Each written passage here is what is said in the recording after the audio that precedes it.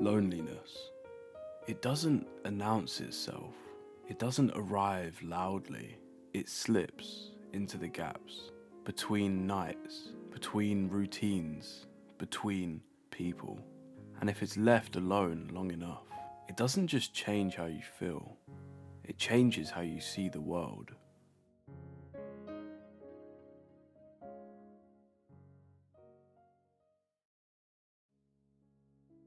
Taxi Driver isn't a film about violence.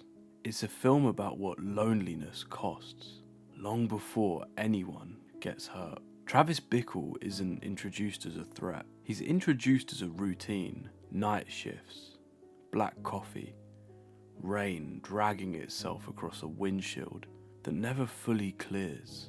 He drives endlessly through New York City, surrounded by people, yet fundamentally untouched by any of them. Faces move in and out of his cab, voices come and go, but nothing ever connects. Travis doesn't lack company, he lacks connection. His insomnia isn't just a character trait, it's a symptom. A mind with nowhere to settle, no emotional anchor, no sense of belonging strong enough to let him rest. So he keeps moving. Driving becomes a way to avoid stillness. Motion becomes a substitute for meaning. Taxi Driver understands something deeply uncomfortable. Loneliness isn't dramatic, it isn't explosive, it's repetitive, it's dull, and that's exactly why it's dangerous.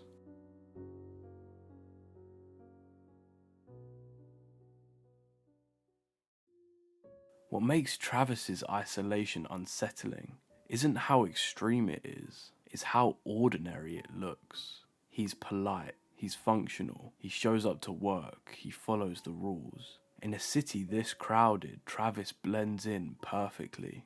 And that's the point. Taxi Driver isn't interested in obvious warning signs. It's interested in the kind of loneliness that goes unnoticed because it doesn't disrupt anything until it does. Travis writes in his diary not to be understood, but to feel real. To leave proof that these days, these thoughts, this quiet suffering actually existed. The diary isn't a cry for help.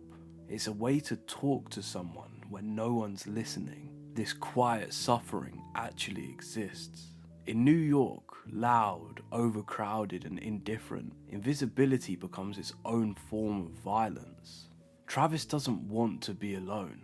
That's what makes him tragic. When he meets Betsy, he isn't pursuing her with confidence. He's imitating what he thinks connection looks like. He repeats phrases, copies mannerisms, plays the role of a normal man because he doesn't know how else to be.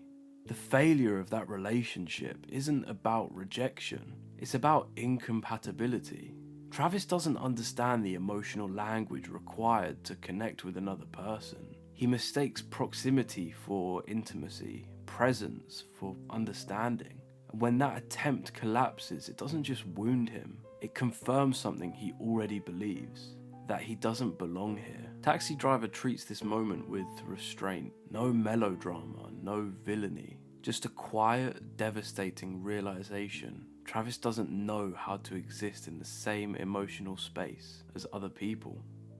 New York City in Taxi Driver isn't just a setting, it's an amplifier. The grime, the noise, the repetition, the constant friction of a human life without human connection. Scorsese's camera traps us inside Travis's perspective. The city feels hostile, not because it objectively is, but because this is how it feels to him. The streets look diseased, the people feel corrupted. Everything becomes something to endure rather than something to engage with. Taxi Driver doesn't argue that Travis's worldview is correct. It shows how isolation warps perception. How loneliness turns the world into something abstract, threatening, and dehumanized. When you're cut off so long, empathy doesn't disappear, it calcifies. As Travis withdraws further, control begins to replace connection. Routines become rigid. His body becomes a project. Weapons become symbols of structure and certainty. The guns aren't about power over others, they're about power over himself. For the first time, Travis feels focused, directed, anchored. Violence in his mind becomes a way to impose meaning onto chaos, to transform his isolation into something recognizable. Taxi Driver is careful here. It never frames this as heroic. It never glamorizes the descent. It simply observes what happens when loneliness goes untreated long enough to find a shape of its own.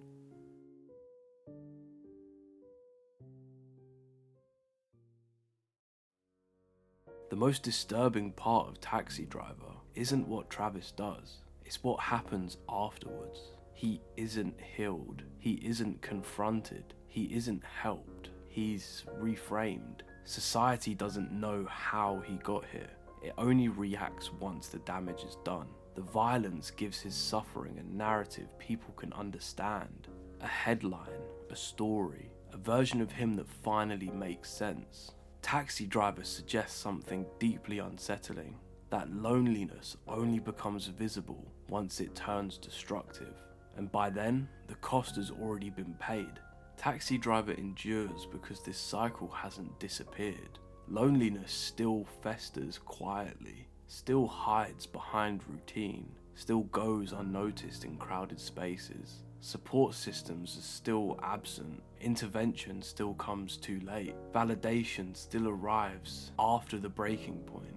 Travis Bickle isn't a relic of the 1970s, he's a reminder of what happens when isolation is allowed to rot unchecked, and how easily society mistakes the outcome for the cause.